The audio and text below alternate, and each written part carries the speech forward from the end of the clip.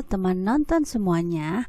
Kali ini teman akan membahas tentang K-drama series terbaru dari Netflix yang berjudul Little Woman.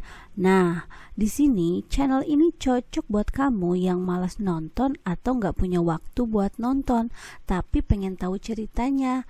So, sebelum mulai jangan lupa like, subscribe, dan tekan lonceng notifikasinya ya.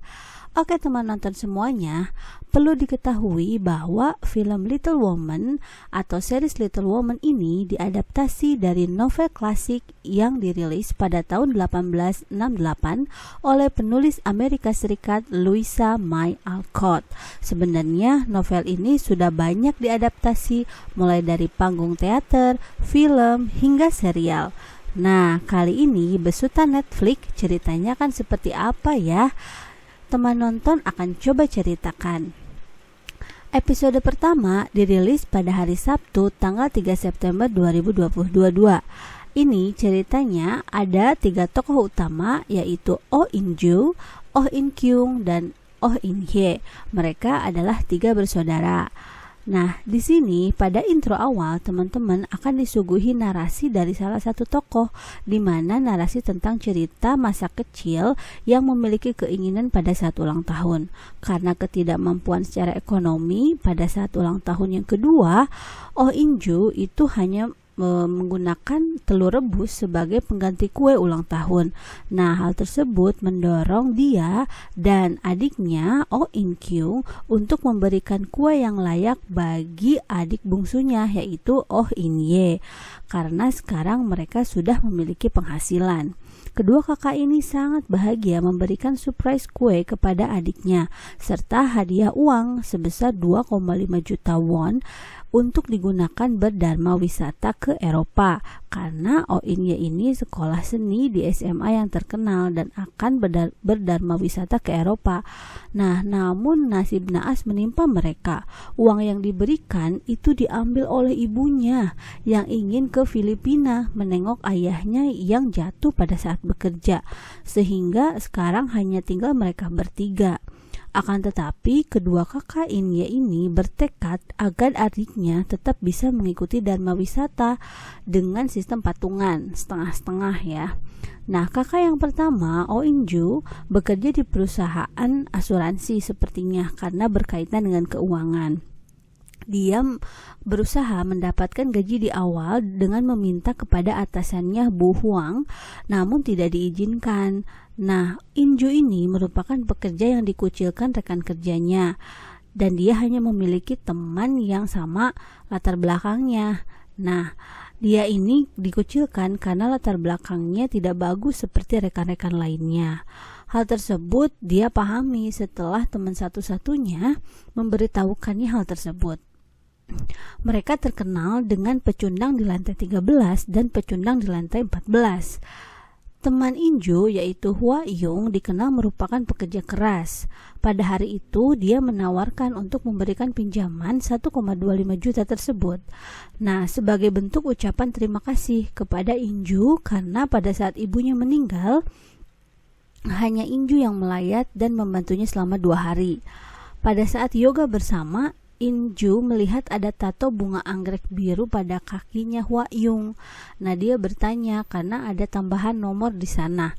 Nomor apakah itu? Ternyata itu adalah nomor pada saat ibunya meninggal. Nah, di lain tempat, adiknya yaitu In-kyung yang bekerja sebagai reporter TV memiliki kesulitan dalam hal penyampaian berita karena selalu terlihat menangis saat penyampaian berita. Empatinya tuh gede banget gitu. Jadi ketika memberitakan hal-hal yang sedih, dia tuh ikut menangis. Nah, hal tersebut membuat dia itu kurang disukai oleh atasannya.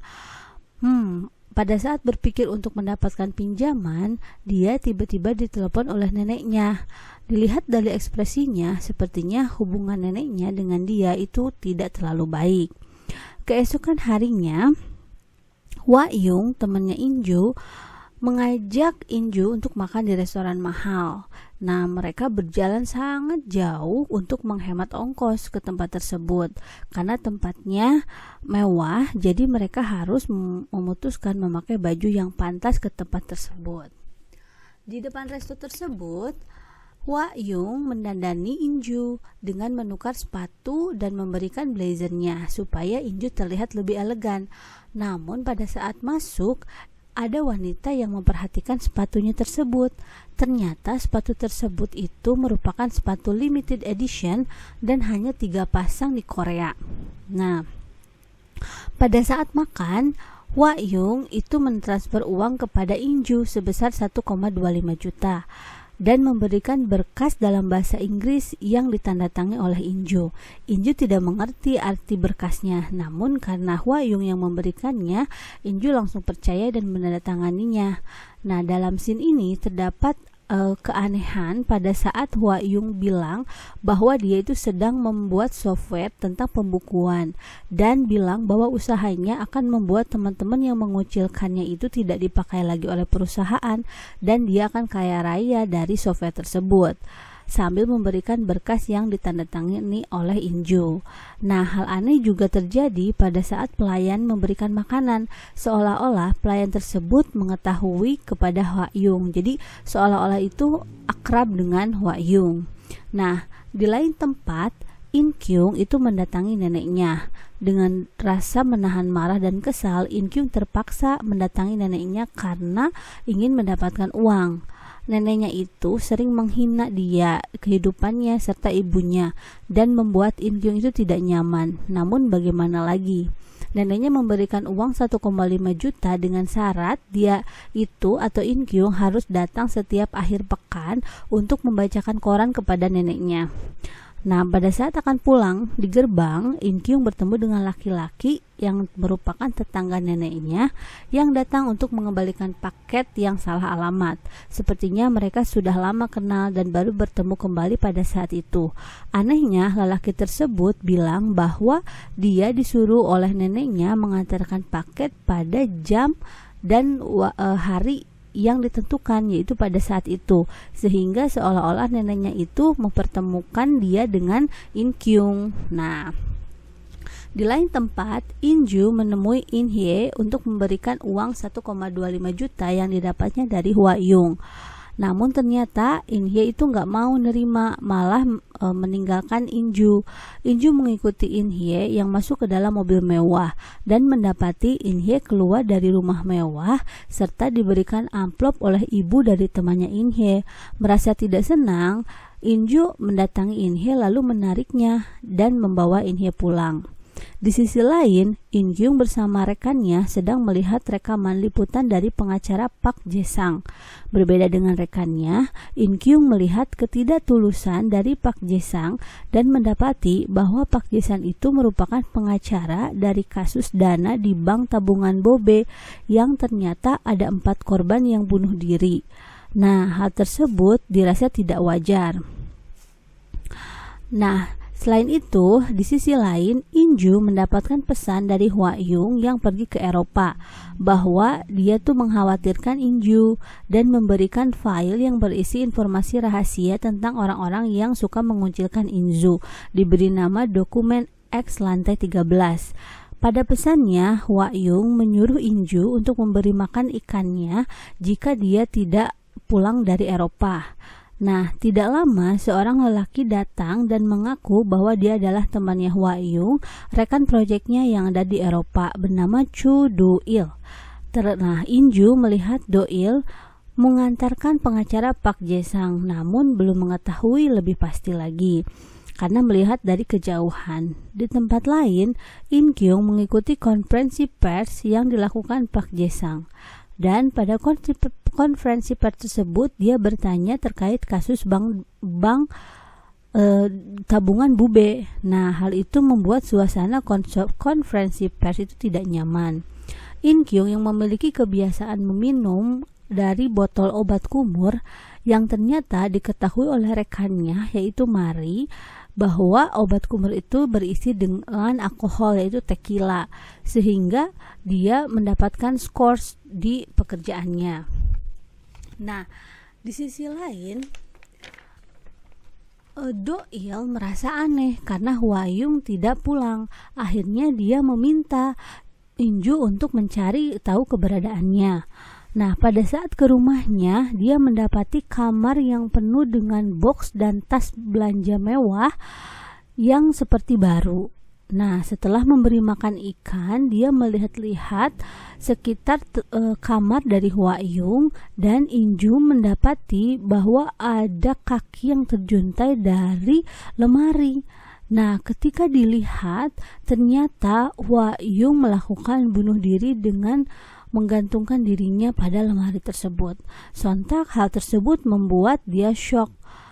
Nah, pada hari berikutnya, pada hari pemakamannya, dia mengadakan pemakaman buat Hwa Yung. Namun berita tentang Hwa Yung itu sangatlah buruk.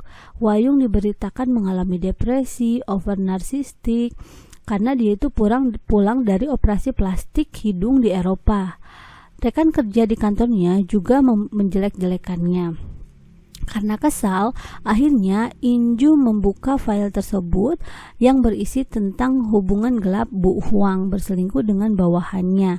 Nah, pada saat membeberkan hal tersebut, Direktur Shin memanggil Inju. Direktur Shin terlihat sangat marah dan mengungkapkan bahwa Hwa Yung adalah seorang pencuri yang telah bertahun-tahun bersamanya dan mencuri dana ilegal sebesar 70 miliar.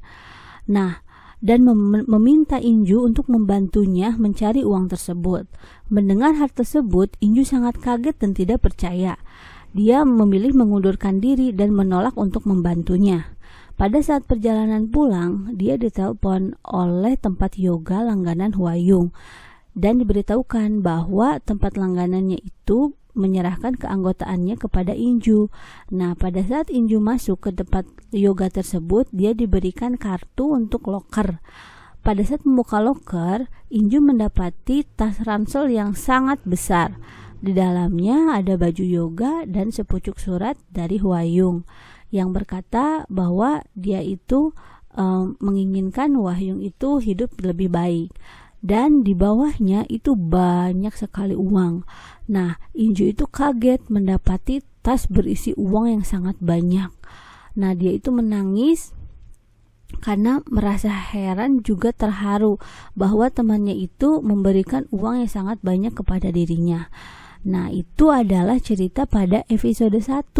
Di episode 2 nanti kita cari tahu ceritanya dari Little Woman ini. Sangat menarik bukan, bahwa cerita di sini ada keterkaitan antara 3 bersaudara ini dan juga dengan Park Jae-sang. Dan si temannya Hwa Yung juga sangat bingung ya, membingungkan karena dia itu merupakan pengawal dari Park Jae-sang. Direktur Shin juga memiliki kecurigaan kepada si Hwa Yung. Nah, kita itu bingung nih, si Hwa Yung itu sepertinya orang itu seperti apa?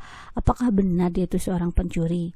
Nah, kita lihat nanti di episode selanjutnya ya. So, apabila teman-teman suka dari video ini, jangan lupa untuk like and subscribe serta share juga ke teman-teman lainnya.